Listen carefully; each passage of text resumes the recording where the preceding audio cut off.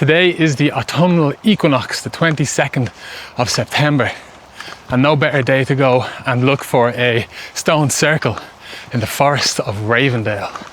I'm going to be camping in this semi-native woodland here on the borders of North Louth and South Armagh, and chatting a little bit about why this stone circle might not be real.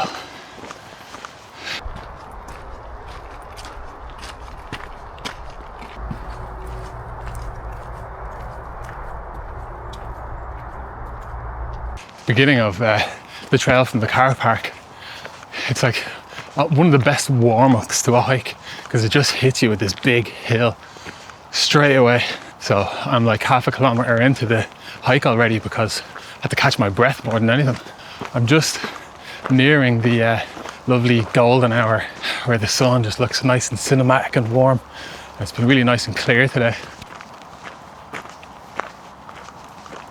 In this hemisphere on Earth today, it is the autumnal equinox. That means that the amount of time of daylight and nighttime are equal today. It has been celebrated for thousands of years. It is part of the Celtic calendar, and any excuse for a little Celtic celebration and I'll be there.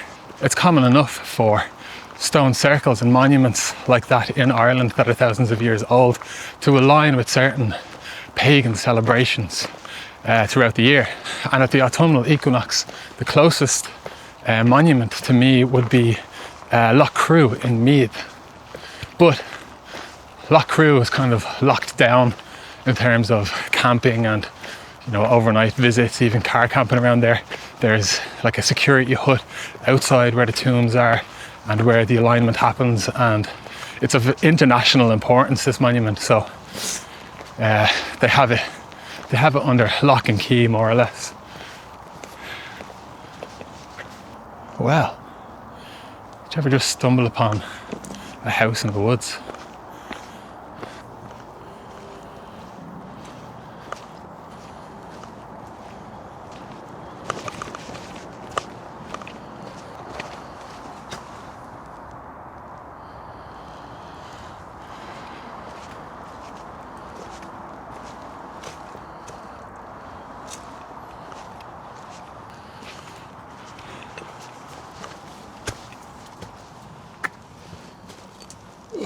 Spider webs.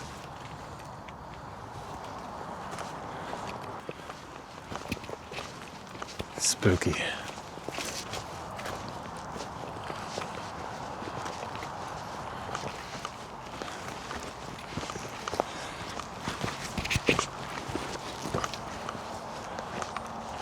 If I remember correctly, that's a hunting lodge from about the mid 1800s, early 1800s, I think. Kind of spooky when you see something like that out here though. Well, I have completely lost my train of thought. Oh yeah, Lough Crew. No chance of me getting a camp in around there anywhere. So I thought I would come to the next closest stone circle that I'm aware of to me, which was here in Ravensdale Forest in North Louth, right on the edge of the Cooley Mountains. There has been an ongoing debate about these stones for as long as they have been discovered, which was in 1840 by Lord Clermont, who owned all these lands and used to hunt here, and that was his hunting lodge. The story goes that one day he was out hunting and he tripped over a rock, and he thought that was an odd rock or an odd placement. There was something stood out about this rock, so he dug it up. He found more rocks, he dug all them up, and he discovered this stone circle in 1840. However, a lot of people doubt this discovery as legitimate after looking at it for three main reasons. The first reason being that it's quite small. Stone circles, in Ireland at least, they tend to be pretty big and they can go quite big. But this one, I've been to once before, and it is pretty small. Although that is rare in Ireland, it's not unheard of. The second reason was that it didn't appear in the OS mapping of the 1830s, but Lord Clermont then said that he discovered it in 1840, so fair enough, I suppose. And thirdly is that they tend to fall over a lot. On the archaeological map of Ireland, it says that they have a tendency of falling over and have to be reseated by, I think, the council, which doesn't tend to happen to stone circles. It can happen to like smaller stones, single standing stones and ohm stones. Is also another casting of doubt into the legitimacy of, there it is, of this monument.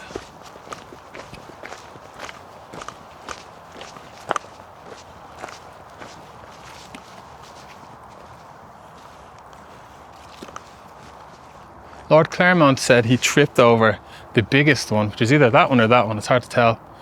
And the ground was up to here. So he kicked it, fell over, and thought that's a weird rock. And ended up digging up all of these rocks that were in this sort of, it's more of an oval than a circle. There was a fire here recently. There's a little fire patch here. I was here last week, and there was some corn and some potatoes and stuff in the center of it as well. So obviously people had been doing a sort of harvest lunacy style offering here, just in case it is legitimate. I don't want to displease the gods. There was a ton of apples in the car park as I pulled in, and they were all laid out over a picnic bench. So obviously there's an apple tree somewhere around here. These are all ripe now this time of year, so this is a perfect offering to leave in a stone circle.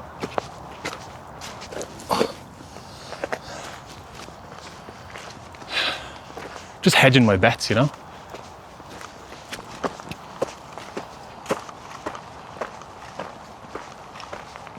So there you have it. The maybe real stone circle, maybe not real.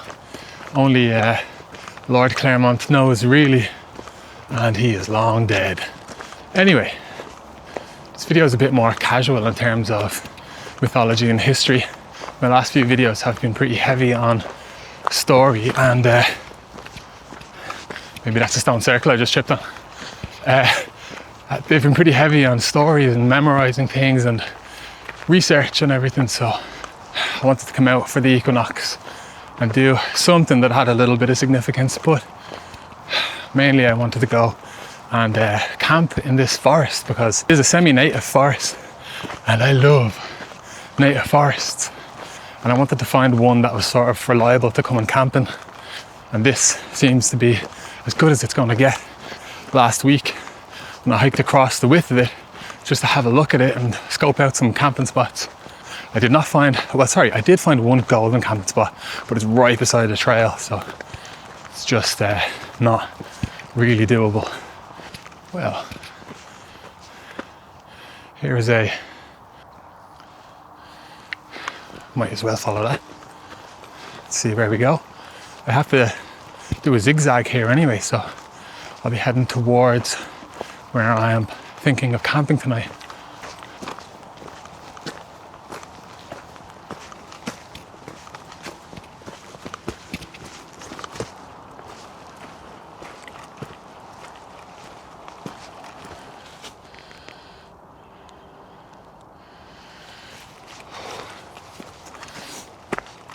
I think I know where I am now, and if I'm correct, my camping spot is down here. It's just down here somewhere.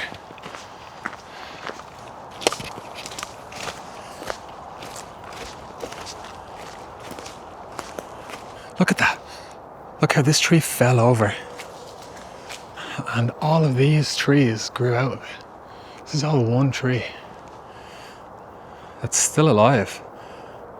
And there's 1, 2, 3, 4, 5, 6, 7 trees coming out of that one tree up there. That's so cool.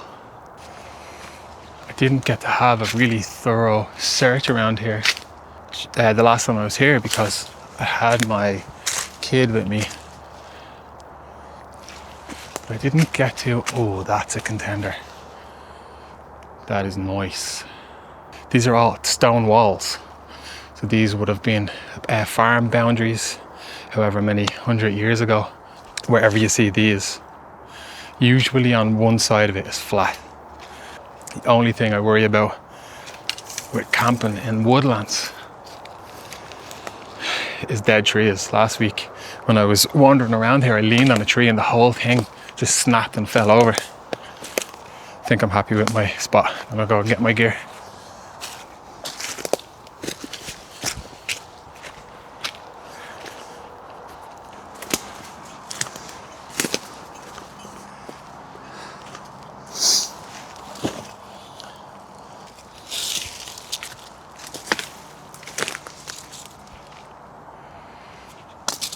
Half 6, so the sun doesn't set for another hour, but it's getting earlier and earlier. Like every week, you know, it's massive chunks of the evening now are getting darker really quick. And in Ireland, once we get down towards the winter solstice, it gets dark at like 4:30, 4:45.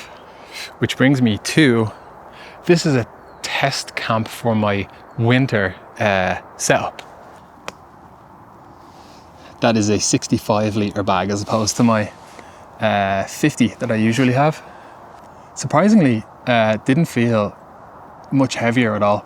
The sleeping bag I have in there is a 3-degree bag, but I also have a little trick up my sleeve that I brought along with me, and I also have 2 camping mats. I have the Thermarest and the Alp Kit Whisper, both of which have aura values, and you can stack aura values when it comes to sleeping mats. So the more of them you have, the warmer or more isolated you are from the ground and the cold. It's supposed to get down to about 5 degrees tonight. So this is a test to see how all this kit does. I'm not going to set the tent up yet because it's going to be bright for another hour. So I think I'm just going to cook some dinner, just chill out in the forest for a bit.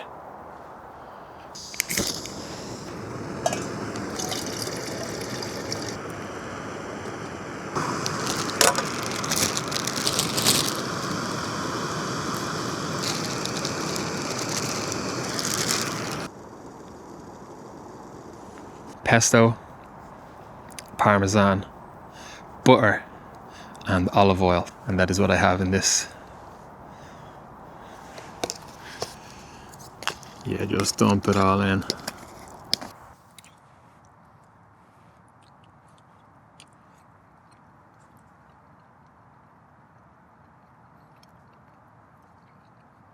I've clipped the mic to the camera. Let's see how that works out. So this autumn equinox, it sort of begins to lead up to Samhain or Ihahauna or Halloween, which is by far my favourite festival of the year. If Christmas was gotten rid of tomorrow and it was just Halloween, wouldn't bother me in the slightest. But from today until the 1st of November begins a thinning of the veil. So it's said in mythology in Ireland, between our world and the other world, where the Tuatha Danann, the old gods, where they dwell. They live in this like reversed version of our world, but the access between our two worlds is supposed to be a difficult thing to pass. Apart from 2 periods in the year, which is Samhain and Bealtaine, I think, which is why Samhain or Halloween is like a spooky time associated with ghosts and spirits and all of that stuff. That's where it comes from. In the handful of times that I've been in this forest, I've been hiking around and making noise and trudging through leaves and snapping branches and all that. I've never sat in silence. And only now has it occurred to me how loud the motorway is over there.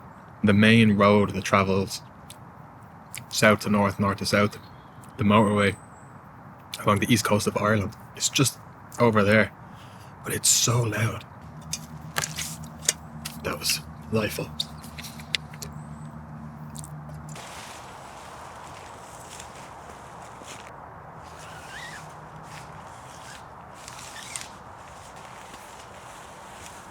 Again.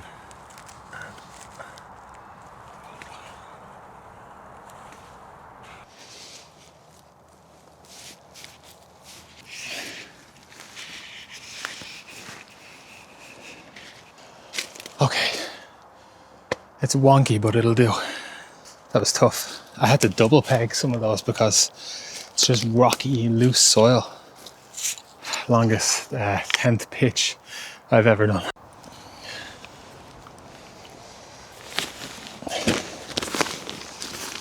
This bad boy. We're going old school. I have a 100% wool blanket. Big, thick boy. Not only is this a 100% wool blanket, this is a Foxford Michael Collins wool blanket. And this is a replica of the blanket that was in the car that Collins was supposed to have over his lap just before they were ambushed and he was shot. Michael Collins was sort of like, he was the man who sort of led the rebellion that led to the 26 counties of Ireland being free from British rule. But after those 26 counties became free of British rule, there was a civil war in Ireland and Collins was shot dead by anti-treaty IRA and supposed to have an identical blanket to this over his lap before the ambush in the car. But Foxford did a limited edition run of this blanket. It's €180. And I got it on Vinted, my new addiction, for 60 quid, I think it was. I think it was 50 with shipping. An unbelievable bargain. But this is a warm, thick wool blanket and should keep me nice and toasty during the autumn and winter camps.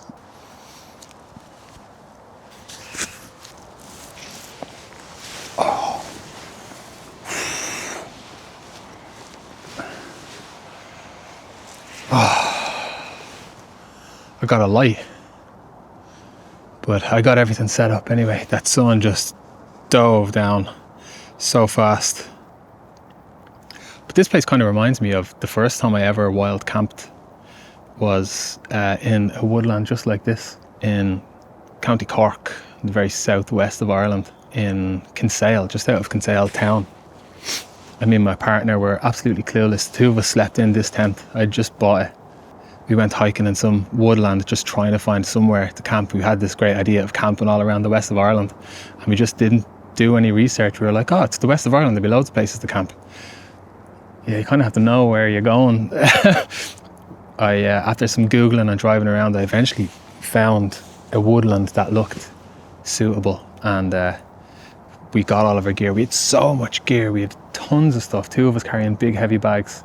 Someone there said there was a spot that might be nice, so we went down to it beside this big old oak tree beside this lake, and we got there and there was two dudes that had been there a while. They had set up like these walls made out of logs, and they had like two tents, but like they had themselves nuzzled in there pretty well.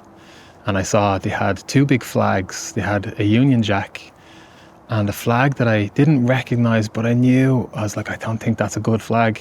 I think that's dodgy. And for anybody who isn't aware, floating a Union Jack in Ireland is a dodgy thing to be doing. So me with a big Irish flag emblem on my backpack, I think I had a Bobby Sands pin on the backpack as well, and I saw them and I was the nicest person that you've ever met in your life. I was just chatting away to them. Hey, you're doing camping, that's deadly. Yeah, how long have you been here? That's class. Anyway, any other good spots around here? And just my partner was just like, we eventually parted ways and we walked away from them and then walked back, and then we're like, there's no spots, and then acted as if we were leaving, and then we eventually looped around and then we found a spot and we camped there. I googled what the flag was, and it was a fanboy of 1940s Europe flag. So I slept with a knife under my pillow that night, shitting myself that there was two Austrian art fans wandering the woods looking for me and my partner in our tents. But thankfully that didn't happen. But anyway, I don't think there'll be too many people floating around this wood tonight. But anyway, I'm getting a bit paranoid about this light now, and it's almost pitch black. I'm going to get warmed up and maybe watch a couple of episodes of The Office. So I'll see. It's going to look like this again in the morning because it's going to be dark. Ihawa. See you in the morning.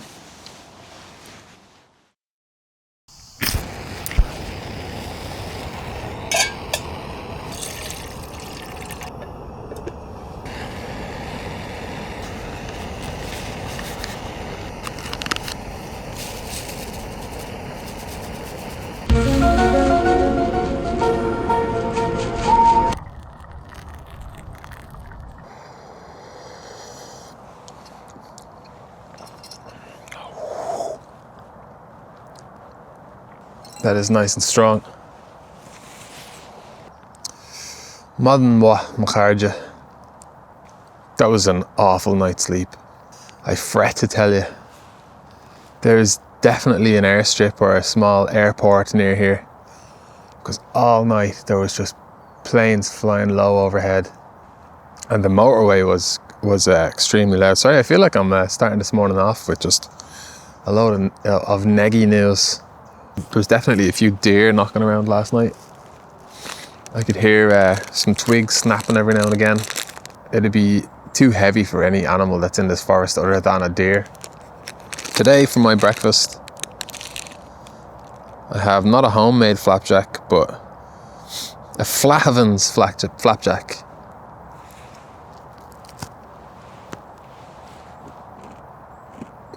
There's also no great Don chorus this morning, which I thought there would be in the native forest. I thought there'd be tons of birds losing their shit at 6:30 this morning.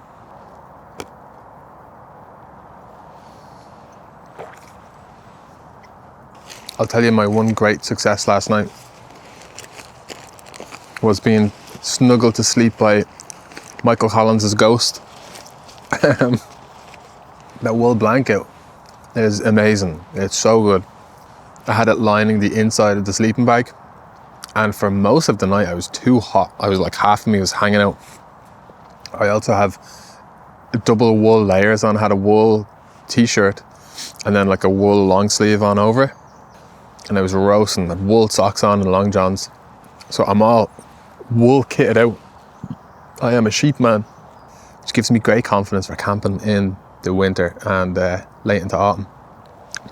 I am also aware though that there is like a microbiome that's slightly more insulative within a forest, so it probably wasn't as cold here as it might have been on the mountain, but still, it was good.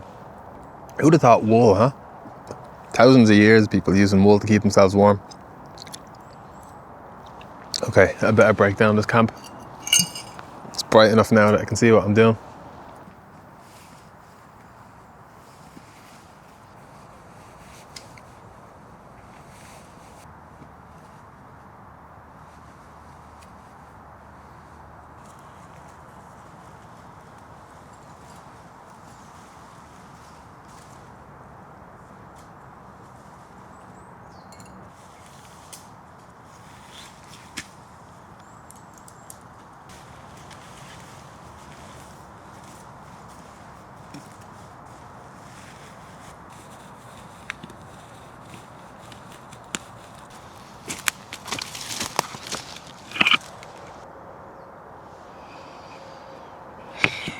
No trace.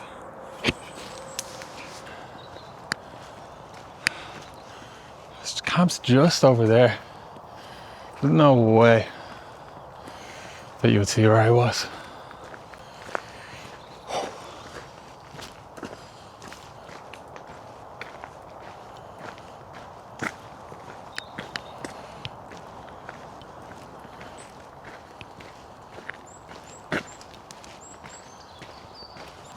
I might be pushing time a little bit here. There's a class little spot over here. It's called Sandy's Creek or Candy's Creek or something.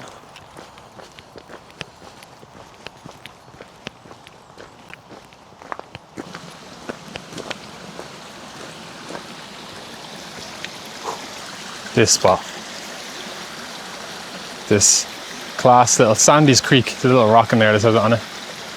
It's nice flat land here. Nice coverage by this old tree. Sort of blocked off on this side. This is a golden camping spot. But there's the trail. That is one of the spots I was talking about. And I said it was, I found a couple of nice spots, but they were just too close to trails. The morning crop is real, isn't it?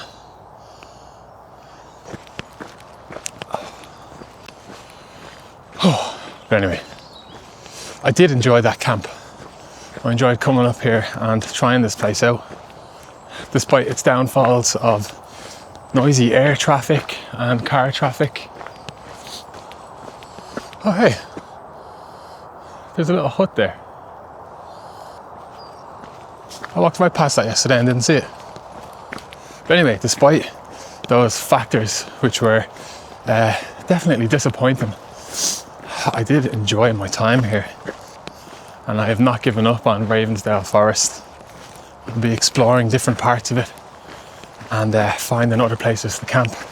As I mentioned yesterday, Samhain is my favourite time. Autumn has been my favourite season since I was a wee lad. I have never been winter camping, but I've been camping in the autumn a couple of times.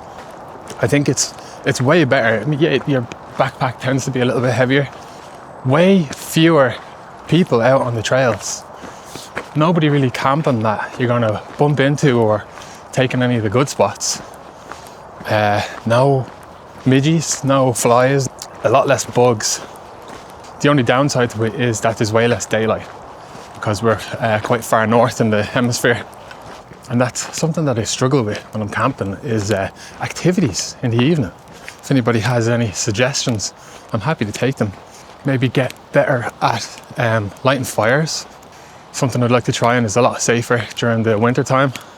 I've done it a few times, but I'm kind of terrible at it. But anyway, I'm coming to the downhill section here that leads down to the car park, so I will leave it there. And as for the forest, I will be back. I'll find some other spots, I think, further in, a bit deeper, and hopefully a bit away from the noise pollution of the big bad M1 motorway. Thanks for watching if you made it this far in. Slán go fóill. I'll see you in the next one.